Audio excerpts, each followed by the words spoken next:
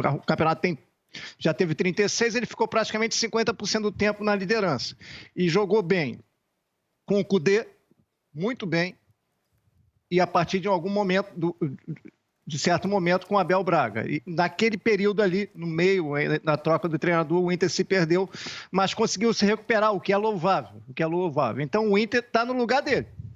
E o Flamengo, realmente, o Flamengo oscilou muito, tomou goleada, mas o Flamengo, em nenhum momento do campeonato, deixou de desgarrar do grupo de cima. Ele ficou sempre por ali, terceiro, quarto, aí tomava uma goleada, mas, enfim, ele estava sempre ali, terceiro, quarto, e eu falava, o Flamengo, tá todo mundo dizendo que o Flamengo tá isso, tá aquilo, mas tá ali na bola, tá 4 pontos do líder, tá 5 pontos do líder e chegou, de fato, a penúltima rodada com condições de sonhar com um bicampeonato, títulos seguidos. E eu dizia, inclusive aqui no Seleção, falei, mesmo quando o Flamengo joga mal, isso eu falei em vários programas, o Flamengo ainda é melhor que a maioria, mesmo jogando mal, porque tem muito elenco, tem muita qualidade, tem muita solução. Coletivamente não ia bem, mas conseguiu se sustentar ali mesmo no momento instável do Domenech Torrent, graças ao individualismo no time. Ganhou alguns jogos que os sustentaram nessa posição. Então eu acho que pela competição, pelo lado surpreendente e pelo resultado, 17 rodadas na liderança, o Inter está no lugar certo, e o Flamengo não vou dizer regularidade, mas pela competência de em nenhum momento desgarrar. O Flamengo em nenhum momento desgarrou, foi lá para sexto, enfileirou uma fila de jogos sem vencer. O Flamengo teve oscilações, mas normais. Não é o Flamengo de 2019? Realmente não é, mas teve competência de chegar na reta final ainda com chance de ser campeão. Então eu acho que os dois estão bem escolhidos. O São Paulo oscilou muito. Um time que está com 7 pontos de vantagem não pode ter uma queda como o São Paulo teve, passar os 2 primeiros meses do ano sem ganhar um jogo. O Atlético, com o investimento que fez, em nenhum momento foi um time confiável. O Grêmio, idem. Então, você vai por exclusão, Internacional e Flamengo. Pedrinho? Eu acho que assim, esse G4, né, abrindo mais 2 vagas aí, que a gente está falando do primeiro e do segundo, mas eu acho que o G4 foram as equipes que jogaram melhor em algum momento. A gente teve um São Paulo, em algum momento, jogando um futebol maravilhoso, que era o melhor naquele momento, principalmente quando ele liderou. A gente teve um Atlético Mineiro muito avassalador, né? Muitos de nós aqui, depois daquela sequência do São Paulo, a gente achou que o Atlético, e o jeito que o Atlético ganhava os jogos, a gente achou que o Atlético fosse despontar na liderança e não ser mais alcançado. O Inter, nessa trajetória do Abel, eu acho que vem jogando muito bem para conseguir essa reação. E o Flamengo tem um jeito de jogar que me agrada muito, né? Eu gosto desse jeito de propor o jogo, de recuperar a bola dentro do campo do adversário. Não existe certo ou errado. Então, é merecido porque Flamengo e Inter começaram a jogar muito bem na hora certa. É o que você falou. Você pode ser líder na última rodada e ser campeão. Tem gente que liderou antes e não foi. O Inter liderou mais tempo, teve mais possibilidades de se distanciar até, criar uma gordura maior, mas isso não aconteceu. Mas, no momento, Flamengo e Inter são as equipes que estão merecendo brigar aí diretamente por esse título. E acho que dá para todo mundo que assiste o Seleção concordar que o Flamengo pode não ter virado a última maravilha do mundo, mas melhorou com a troca de técnico. Ele era um time muito vulnerável com o Domenech Torrent. Vocês viram as goleadas que ele sofreu ali para o Galo e para o São Paulo. E com o Rogério Ceni, o time está mais consistente. Aliás, quem entrevistou o Rogério Ceni foi o repórter Caê Mota, do GE. Globo. Bateu um papo ontem com o comandante rubro-negro. Vai trazer os bastidores dessa conversa e também as informações do Flamengo para o jogo de domingo. Caê Mota, bem-vindo ao Seleção, beleza, meu amigo? Fala, André, Pedrinho, Lédio, PVC. Pois é, uma semana muito tranquila do Flamengo, vinha até o início da noite de ontem, tanto que eu, Eric Faria e Ivan Halpe batemos esse papo com o Ceni bem tranquilo, assim, parecia até bem sereno, assim, nem parecia semana de decisão, até que, no fim da tarde, vou partir já para o factual, surgiu a notícia de que o William Arão tinha dado entrada em um hospital na Barra da Tijuca. A gente começou a apurar ali, começou a tentar entender o que estava acontecendo. Naturalmente, a gente começa a apurar com fontes do clube e todo mundo ali dizia que no treino não tinha tido nada, ele tinha ido embora para casa normalmente, até que a gente começou a correr atrás ainda mais com outras fontes e aí descobriu que sim, o William Arão realmente estava no hospital se tratando de uma fratura no dedo do pé direito, uma fratura que provavelmente vai tirá-lo da partida contra o Inter. A gente não pode vetar ainda, porque ainda há artifícios aí de remédios e tal, que ele possa ir para o sacrifício, mas seria uma situação mesmo muito, muito necessária, mas acho que com o Gustavo Henrique, até por serem 2 dias de treinos de um Flamengo numa outra formação, dificilmente vai ter esse esforço acima da média para colocar o Arão em campo. E depois da notícia, tudo vai ainda se atualizando, a gente segue ali buscando um detalhe aqui, outro ali, e hoje pela manhã consegui elucidar esse mistério do Arão. Vou por parte aqui, por ordem cronológica. Arão escorregou no banheiro do CT ontem ainda, após o treino, teve um corte, ele foi ao DM, queixou-se do problema, foi feito curativo e tudo mais, estava com alguma dor, mas ele mesmo relatou que era uma dor tranquila, que ele poderia ir para casa, então até por isso não houve uma desconfiança de fratura. Ele foi para casa, passou a tarde em casa, só que ao longo da tarde essa dor, o sangue já esfriou e tudo mais, a dor intensificou. Ele fez contato com o Tanuri, fez contato com os médicos que falaram, corre para o hospital. Chegando no hospital, identificou sim uma fratura na falange distal do segundo dedo do pé direito, bem na pontinha do dedo ali. Ele foi imobilizado, passou a noite no hospital. Como eu disse, ainda há uma chance mínima de ser feito um esforço com analgésico e tudo mais, mas essa é a história de William Arão, o curioso caso de William Arão, que há 2 rodadas do fim do campeonato, ele como peça fundamental desse novo Flamengo, falamos sobre isso com o Rogério também, deve ficar fora pelo menos do jogo de domingo e também de quinta-feira a gente vai estar na expectativa. Então a tendência é a zaga com Rodrigo Caio e Gustavo Henrique. A tendência é essa, até conversando ontem para apurar a história do Arão.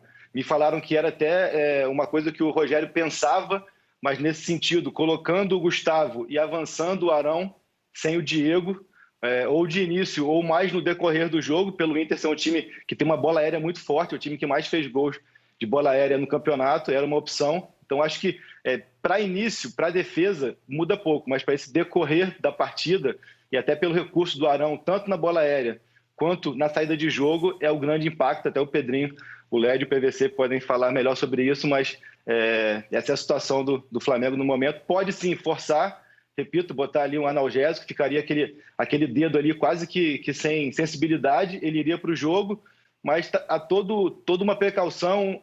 Esse ano tem sido um ano que o DM do Flamengo passou já por alguns casos de reincidência, de lesão que não foi identificada e piorou, ou de quem foi para o campo e depois voltou. Então, tudo isso pesa nesse momento de colocar o Arão, de repente a fratura piorar, ou a lesão piorar, ou ele ficar com receio de ir para algum combate.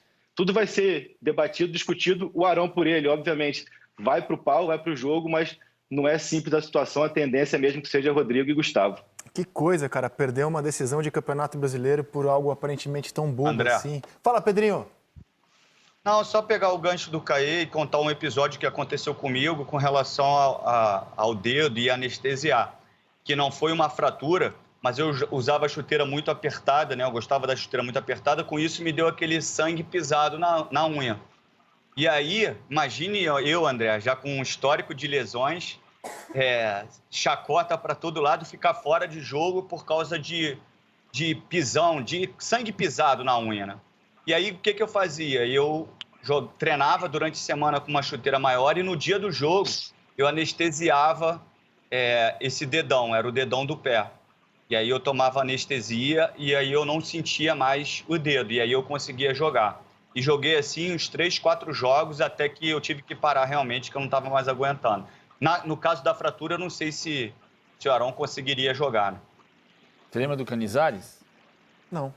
Copa de 2002, ficou fora da Copa. Você faz umas perguntas que, assim, não, a resposta é não. Tem 2 casos parecidos de acidente doméstico, né? O Canizares, goleiro da seleção da Espanha antes da Copa de 2002, deixou cair um vidro de perfume no seu pé e o corte o tirou da Copa do Mundo. O Cacilhas jogou a Copa do Mundo pela Espanha, não? O Cacilhas jogou, mas assim, o Canizares jogaria a Copa de 2002. Foi assim que o Cacilhas virou titular naquela Copa? Aliás, Não. Cacilhas já estava na seleção, mas o Canizares podia ser titular naquela Copa. Agora, o Canizares iria para a Copa de qualquer maneira. Ele ficou fora da Copa por causa disso. E o caso que a gente lembrava hoje na redação mais cedo, que é o caso do Adriano. O Adriano, em 2009, ficou fora da penúltima rodada por causa do que se chamou inicialmente de acidente doméstico, mas era queimadura no escapamento da moto. Exato, exatamente. E aí jogou o Bruno Mezenga contra o Corinthians, na penúltima rodada. Ele foi substituído pelo Denis Marques. O Flamengo foi campeão. Ganhou do Corinthians em Campinas na penúltima rodada e depois ganhou do Grêmio, exatamente. Agora, o Adriano fazia uma falta naquele time brutal, né? Ele era junto com o Pet. Aí, Pet, dando moral pra você, hein? Ele era junto com o Pet o principal jogador daquela equipe. Qual o tamanho da ausência, Lédio, Pedrinho, PVC, do Arão na zaga e com a provável entrada do Gustavo Henrique? E aí, Lédio? O que o Flamengo perde? Qual o tamanho dessa ausência?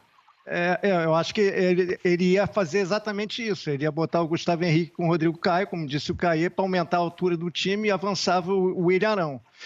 Agora ele já não vai ter o primeiro volante alto. O João Gomes não é um jogador relativamente baixo, mas eu acho que ele não vai botar o João Gomes, ele vai manter Gerson e Diego, e ele perde um pouco na questão da bola alta contra o Inter. É a maior perda do Flamengo. Ele estava com uma estratégia na cabeça, tô indo em cima da apuração que sempre precisa do Caio. Ele estava com uma estratégia na cabeça que essa estratégia agora fica reduzida. É uma perda. Além do mais, o William Arão é um jogador que em alguns momentos, não, em muitos momentos é decisivo. Esse ano ele fez o gol de cabeça contra o Racing. Tudo bem, o Flamengo foi eliminado nos pênaltis, mas ele empatou o jogo nos acréscimos de cabeça. Domingo passado ele abriu o placar contra o Corinthians também no jogo aéreo. Enfim, é um jogador que é muito encaixado no time. Eu acho que a perda do Inter é maior. O Inter não tem um substituto para o Cuesta e para o Moledo. O Flamengo tem. Ele tem de onde tirar, como se resolver. Mas mexe nos planos do Rogério Ceni, sim. No jogo do Beira-Rio, um dos gols do Inter está na conta do Gustavo Henrique, né? Ele teve uma falha em um dos gols do Flamengo lá. E aí, Pedrinho, já dou alguns dados, cara. Eu pedi para o espião estatístico me trazer alguns dados sobre o Internacional visitante. É óbvio que a qualidade dos jogadores do Flamengo ela é inquestionável e ela é superior à do Internacional. Mas o Inter, como visitante, ele é abusado, cara. Ele é o segundo melhor visitante do Campeonato Brasileiro, tem 8 vitórias, 5 empates, 5 derrotas, 54% de aproveitamento. Ele tem a melhor defesa do Brasileirão como visitante, levou 16 gols em 18 jogos. Tem a melhor defesa geral também. Sim, momento, e como visitante, é a melhor defesa. E tem o quarto melhor ataque, com 26 gols marcados, uma média de 1,44. Então o Internacional, como visitante, ele é pronta, cara. É um time... 5-1 no São Paulo. 5-1 no São Paulo. O jogo que valia, era também uma final, valia liderança naquele dia. 1-1 com o Grêmio, 2-2 com o Atlético, 1-1 com o Palmeiras, 5-1 no São Paulo. Perdeu do Fluminense e agora vai pegar o Flamengo, para falar dos 7 primeiros colocados. Pedrinho, qual o tamanho, na sua opinião, dessa ausência do Arão e a provável entrada do Gustavo Henrique? André, tem o ponto positivo e negativo. Eu acho que em termos de estatura você ganha mais pela bola aérea, justamente ser um ponto forte do Internacional. Agora, você perde, eu acho que na qualidade do jogo, né? O Arão tem uma qualidade melhor, né? E principalmente o Flamengo que joga dentro do campo do adversário. E normalmente quem começa a construção são os dois zagueiros, eles participam diretamente, eles jogam dentro do campo do adversário. Eu acho que a entrada do Arão não só foi pela saída de bola, que o Rogério até constrói logo rápido, ele não passa muito tempo dentro do seu campo para construir, mas eu acho que também por uma perda de bola, eu acho que a recuperação do Arão ela é mais rápida do que a do Gustavo Henrique. Né? O Flamengo perde a bola, ele está muito distante do seu próprio gol. Se ele não consegue recuperar rapidamente, você tem que ser veloz. Por isso que a exigência hoje de zagueiros velozes. O Arão não é tão velocista assim, mas ele é mais rápido do que o Gustavo Henrique. Eu acho que isso também foi um dos pontos da entrada do Arão ali. Com a entrada do Arão, você tem mais um jogador de qualidade no meio também, que é o Diego, que te deu uma resposta surpreendente, porque você fazer ali praticamente a função de um volante, que não é volante, né, que ele passa muito mais tempo com a bola do que destruindo, mas o desgaste físico é impressionante. E aí o Diego tem respondido bem, cai no segundo tempo, como toda a equipe do Flamengo, mas tem tido bom desempenho. Eu acho que o Flamengo perde muito, porque se a gente reparar, o Flamengo sofre poucos escanteios. Eu não sei, o PVC deve saber disso. O Flamengo sofre poucos escanteios, tem poucos confrontos de bola aérea, porque ele passa o tempo inteiro jogando com a bola dentro do campo do adversário. Agora, quando isso acontecer da bola parada adversária, quando o adversário tiver essa oportunidade, ele vai ter que ser preciso, né, para não sofrer o gol. Mas ele é um time que sofre pouco, porque quase não tem escanteios contras. Agora, eu acho que tem uma outra questão. Assim, o jogo aéreo está claro, o Caio falou também. Estou pensando aqui no posicionamento da dupla de zaga. O Arão tem jogado mais para o lado direito. E mesmo com o Rodrigo Caio vem para o lado esquerdo. Em tese, o Rodrigo Caio com o Gustavo Henrique vem para o lado esquerdo e o Rodrigo Caio vem para o lado direito. O lado esquerdo é o lado do Felipe Luiz, passa a ser o lado do Gustavo Henrique e é o lado do Caio Vidal, que é o ponto de fuga do Inter. É o ponto de velocidade do Internacional. Caio Vidal, do Rodinei, se jogar. Boa lembrança. Agora, você pode inverter, porque o Gustavo Henrique pode jogar do lado direito e o Rodrigo Caio se adapta muito bem aos dois lados. Edenilson, né, PVC? Edenilson. É o lado da fuga. O Internacional tem o Patrick, que constrói do lado esquerdo, e tem o Caio Vidal, que é a velocidade do lado direito. No Felipe Luiz, em teoria, no Gustavo Henrique. No jogo do Beira-Rio, na falha aqui... Você pode inverter, como eu disse. Você pode inverter. Não pode inverter, Caê? 2-1 nessa hora. Pode. Inegavelmente, com a bola nos pés, a queda é grande. Do Arão para o Gustavo Henrique. Você está caminhando para montar um time que pensa de um jeito e você tem que recuar um pedaço. E é incrível, apesar dos poucos jogos que tem na vida como zagueiro, o Arão já faz falta nesse momento em relação aos substitutos. Acho que isso diz muito sobre o Arão, mas diz muito também sobre os substitutos que o Flamengo contratou para a temporada, né? Sim. Vocês não acham? Sim. O Léo Pereira, que não joga, o Gustavo Henrique, enfim. Que a torcida não conseguiu confiar.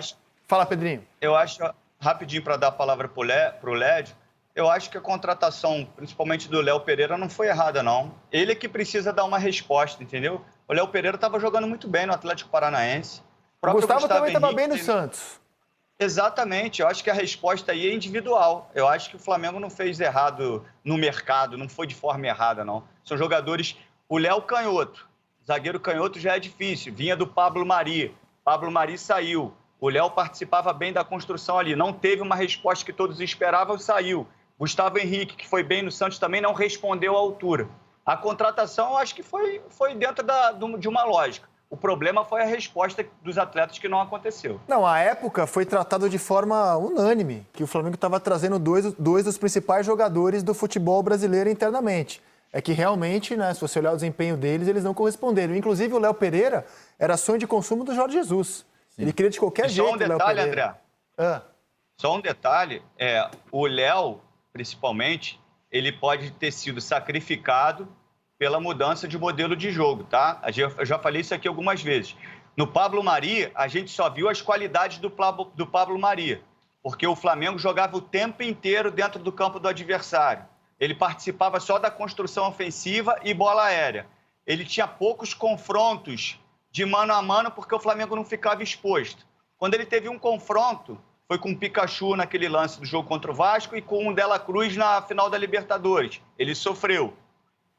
O Léo Pereira, ele já pega uma equipe que está completamente diferente e ele completamente exposto.